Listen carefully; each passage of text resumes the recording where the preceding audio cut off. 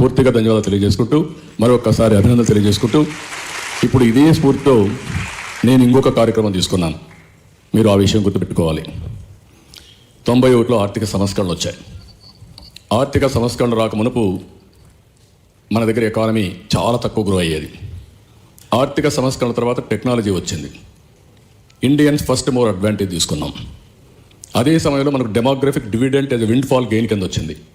Youngsters ఎక్కువ వచ్చారు. Risk taking కానీ ఆంటర్ప్రెన్యూర్ స్కిల్స్ వచ్చాయి.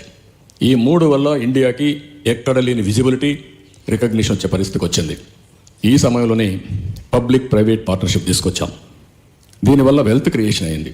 ఒక రోడ్డు, ఒక ఎయిర్పోర్టు, లేకపోతే ఒక పోర్టు, యు నేమ్ ఎనీథింగ్, ఇవన్నీ వచ్చే పరిస్థితి వచ్చి కాలేజెస్ అన్నీ వచ్చాయి. దీనివల్ల ప్రజలకు బెనిఫిట్ అయింది, సంపద సృష్టించబడింది, కొంతమంది కోటీశ్వర్లు అయ్యారు. ఇంకా కూడా ఆర్థిక అసమానతలు ఉన్నాయి.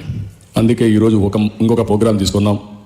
Public private peoples partnership P4 model, zero poverty, Margadarshi Bangaru కుటుంబం అనే పేరుతో తీసుకున్నాం. 2029కి జీరో పావర్టీ, 2029 తర్వాత కూడా ఆర్థిక అసమానతలు తగ్గించుకుంటూ బెటర్ లివింగ్ స్టాండర్డ్స్ ఇవ్వాలని. ఈరోజు అన్నింటికంటే పీపుల్ యాజ్ క్యాపిటల్. మన తల్లిదండ్రులు ఎంత ఆస్తులు ఇచ్చారని కాదు, ఇప్పుడు మేమందరం ఉన్నాం, పైకి వచ్చాం. నిన్నటి వరకు హెల్త్ మినిస్టర్ సత్య గారు ఒక మాట అన్నారు. వెంకయ్య నాయుడు గారి దగ్గర ఓఎస్డీగా పనిచేశారు. ఈరోజు మంత్రిగా వచ్చి, ఆ రోజు ఓఎస్డీగా వచ్చి విట్నెస్ చేశాడు. ఇప్పుడు మంత్రిగా వచ్చి మీతో కలిసి మిమ్మల్ని గ్రీట్ చేసే పరిస్థితికి వచ్చాడు. నేను కూడా ఒక సాధారణ కుటుంబంలో పుట్టాను. నేనే కాదు, ఏ నాయకుడైనా. కడాన ప్రధానమంత్రి నరేంద్ర మోడీ గారు కానీ, గాంధీజీ కానీ, అంబేద్కర్ కానీ, ఎన్టీఆర్ కానీ, ఎవరైనా ఒక మామూలు కుటుంబాల్లో పుట్టాం. వాళ్ళ జీవితంలో వాళ్ళు అవలంబించిన విధానాలు కానీ, వాళ్ళ మైండ్ సెట్ వల్ల ఒక అచంచలమైన వ్యక్తులుగా తయారయ్యారు. నేను అందుకే ప్రజల్ని ఒక క్యాపిటల్గా తీసుకొని, పీపుల్ యాజ్ క్యాపిటల్ తీసుకొని మెంటరింగ్ చేసే బాధ్యత ఈ P4లో మార్గదర్శకులకు ఇద్దామని. వాళ్ళు చేయాల్సింది ఏంటంటే వీళ్ళు హ్యాండ్ హోల్డ్ చేయడం, గైడ్ చేయడం, సమయానుకూలంగా కొన్ని నిర్ణయాలు చెప్పడం. ఈరోజు నేను మొన్న కూడా చెప్పాను, Ambedkar great man, great contribution. ఆయన జీవితంలో చూస్తే ఆ రోజు కింగ్ ఆఫ్ బరోడా బాంబేలో చదువుకోవాలంటే 8 రూపాయలు నెలకు పంపించాడు. అదే మరిగా లండన్లో చదువుకోవాలంటే $12 డబ్బులు ఇచ్చాడు. అది ఇవ్వకపోయినా అయి ఉండొచ్చేమో కానీ ఆ టైమ్లీ హెల్ప్ అనేది ఆయన జీవితంలో ఒక మలుపు తీసుకొచ్చింది, ఒక మంచి కార్యక్రమానికి దోహదం చేసింది. Abdul Kalam same thing. అక్కడ ఉండే ఒక బ్రాహ్మిన్ గైడెన్స్ ఇచ్చి శిష్యుడిగా చేర్చుకొని హ్యాండ్ హోల్డ్ చేసి కొంత ఇచ్చేసి ఇండియాకు ఎవ్వరూ చేయనంత one of the best president of ఇండియాగా అబ్దుల్ కలాం తయారయ్యే పరిస్థితికి వచ్చారు. ఇలాంటివి చూసినప్పుడు ప్రజల్ని ఒక క్యాపిటల్గా తీసుకుని మనం సరైన సమయంలో హ్యాండ్ హోల్డింగ్ చేయగలిగితే భారతదేశం one of the best country అవుతుంది. చాలా దేశాల్లో ఆర్థిక అసమానతలు చూస్తున్నాం. ఒకరికి లివింగ్ స్టాండర్డ్స్ విపరీతంగా వేల కోట్లు, లక్షల కోట్లు డబ్బులుంటే వాళ్ళు కూడా తినేది మామూలు తిండే. ఇంకొక పక్కన మామూలుగా చదివించలేకుండా బాధపడే పరిస్థితికి వస్తున్నారు. అందుకే నేను ఆలోచించింది P4 ద్వారా శాశ్వతంగా ఆర్థిక అసమానతలు తగ్గించి అందరికీ సమాన అవకాశాలు వచ్చే వరకు ఈ కార్యక్రమాన్ని కొనసాగిస్తే అది ఆంధ్రప్రదేశ్కి ఒక చరిత్ర అవుతుంది. ఇక్కడుండే డాక్టర్స్ అందరికీ మేము కూడా విజ్ఞప్తి చేస్తున్నా, హై నెట్వర్క్ ఇండివిజువల్స్ 10%, బాటంలో ఉండే 20% అడాప్ట్ చేసుకుని తద్వారా మీరు కానీ ఎప్పటికప్పుడు గైడెన్స్ ఇచ్చి టైమ్లీ మినిమం హెల్ప్ చేయగలిగితే ఎక్స్ట్రాడినరీ ఫలితాలు వస్తాయి.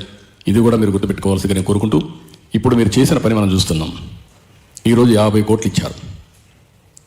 మొత్తంగా చూస్తే కొన్ని వేల మంది చదువుకున్నారు ఈ కాలేజీ నుంచి. ఒక 1000 మంది రెస్పాండ్ అయ్యారు. కానీ ఆ 1000 మంది ఇచ్చిన స్ఫూర్తి ఒకవేళ ఎవరన్నా ఇవ్వగలిగి ఇవ్వలేకపోతే సిగ్గుపడే విధంగా ఇది తయారవుతుంది. That is the beauty of give back to the society. నేను చాలాసార్లు చెప్పాను. ఈరోజు ఇక్కడ ఉండే డాక్టర్స్ అందరం ఉన్నాం. మనం అందరం కూడా పైకి వచ్చామంటే పబ్లిక్ మనీనే. పబ్లిక్ ఎవరైతే పీపుల్ ట్యాక్స్ పేయర్స్ ఎవరైతే పే చేశారో ఆ డబ్బులతో డాక్టర్లుగా చదువుకున్నాం. ఒక విధంగా చెప్పాలంటే ఎక్కువ ఎక్స్పెండిచర్ పెట్టేది డాక్టర్ల పైన పెడతా ఉంటాం. ఎందుకంటే కోర్సు కూడా కాంప్లికేటెడ్, అవసరం కూడా, లేకుంటే ప్రాణాన్ని కాపాడేది మీరు కాబట్టి. ఒక విధంగా నేను చాలాసార్లు చెప్తా ఉంటాను, అందరికంటే ఎక్కువ త్యాగం చేసే జీవితంలో డాక్టర్లు చదువుకునే దగ్గర నుంచి మేమందరం హై స్కూల్ పోయాం, ఆ నుంచి డిగ్రీ చేసాం, ఆడుతూ పాడుతూ MA చేసి వచ్చేసాం. కానీ మేము ఈరోజు సమాజాన్ని చూసి నేర్చుకొని ఈరోజు గవర్నమెంట్ రన్ చేస్తున్నాం, లేకుంటే ప్రపంచానికి అడ్మినిస్ట్రేషన్ గురించి చెప్పే పరిస్థితికి వచ్చాం. కానీ డాక్టర్లు అట్ట కాదు. క్లాస్ రూమ్లోనే కాకుండా ల్యాబ్లో కూర్చొని అనునిత్యం మీరు చేసే తప్ప పేషెంట్లకు న్యాయం జరగదు. కాబట్టి one of the best profession. దీనికి మళ్ళీ ఒకసారి మెడిసిన్ చేసే ప్రతి ఒక్కరిని అభినందిస్తున్నా. ఒకప్పుడు ఇప్పుడే మాకు గైడ్ చేస్తూ ఫస్ట్ టైం ఈ మెడికల్ కాలేజీలో ఎవరు గర్ల్స్ లేరు, ఎందుకంటే అప్పుడు టాయిలెట్లు పెట్టారు కాబట్టి ఎవరు రాలేదని చెప్పారు. అది ఒక ఎగ్జాంపుల్ కావచ్చు, కానీ అప్పట్లో ఎడ్యుకేషన్ అంటే ఓన్లీ బాయ్స్కి చేసే పరిస్థితి ఇలాంటివన్నీ ఉన్నాయి.